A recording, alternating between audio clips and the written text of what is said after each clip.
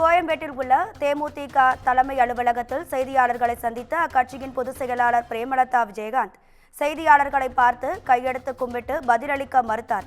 இது தொடர்பான அண்மை செய்தியை பார்த்துக் கொண்டிருக்கிறோம்.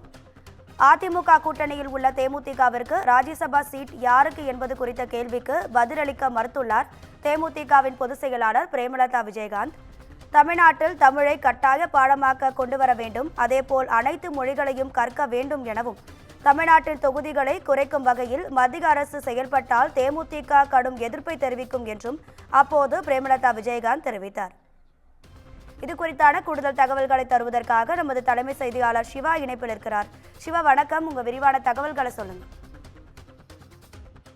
அதிமுக கூட்டணியில் இருக்கக்கூடிய தேமுதிகவுக்கு கடந்த தேர்தல் கூட்டணி தொடர்பான பேச்சுவார்த்தையின் போது அவர்களுக்கு மாநிலங்களவை ஒரு இடம் தருவதாக அதிமுக உறுதியளித்ததாக சொல்லப்படக்கூடிய நிலையில கடந்த சில நாட்களுக்கு முன்பு எடப்பாடி பழனிசாமி ஒரு செய்தியாளர் சந்திப்புல பேசும்போது தேமுதிகவுக்கு மாநிலங்களவை உறுப்பினர் தொடர்பான எந்தவித வாக்குறுதியும் நாங்கள் வழங்கவில்லை என்ற ஒரு கருத்தை தெரிவித்திருந்தார். அப்போது தேமுதிக சார்பாக 2026 தனித்து களம் காண்பது போல ஒரு பதிவை அந்த கட்சியினுடைய பொதுச் செயலாளர் பிரேமலதா விஜயகாந்தனுடைய எக்ஸ் பக்கத்திலேயே பதிவிட்டு சில மணி துளிகளிலேயே அந்த பதிவும் நீக்கப்பட்டிருந்தது. இந்த நிலையில இன்றைய தினம் மகளிர் தின விழா தேமுதிக அலுவலகத்தில் கொண்டாடப்பட்ட நிலையில அப்போது செய்தியாளர்கள் இது தொடர்பாக பிரேமலதா விஜயகாந்திடம் கேள்வி எழுப்பியிருந்தார்கள். அப்போது அவர் கைகூப்பி வணக்கம் மட்டும் தெரிவித்துவிட்டு சென்று விட்டார். ஏற்கனவே அதிமுக தரப்பிலிருந்து அவர் எதுவும் இந்த மாநிலவை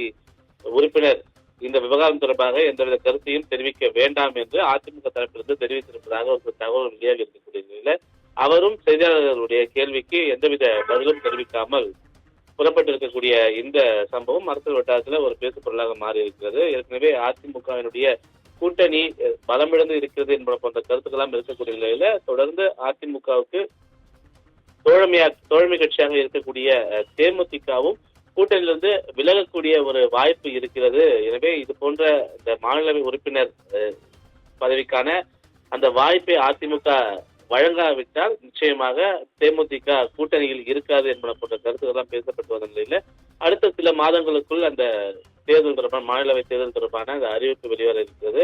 எனவே இந்த நிலையில அதுவரை பிரேமலதா விஜயகாந்த் பொறுமை காக்க வேண்டும் என்று அதிமுக தலைமையிடமிருந்து ஒரு அறிவுறுத்தல் வழங்கப்பட்டிருப்பதாகவும் அதன் காரணமாகவே அவர் இது தொடர்பான எந்தவித கருத்தையும் தெரிவிக்காமல் சென்று விட்டார் என்றும் அரசியல் வட்டாரத்தில் பேசப்படுகிறது. ராதிகா,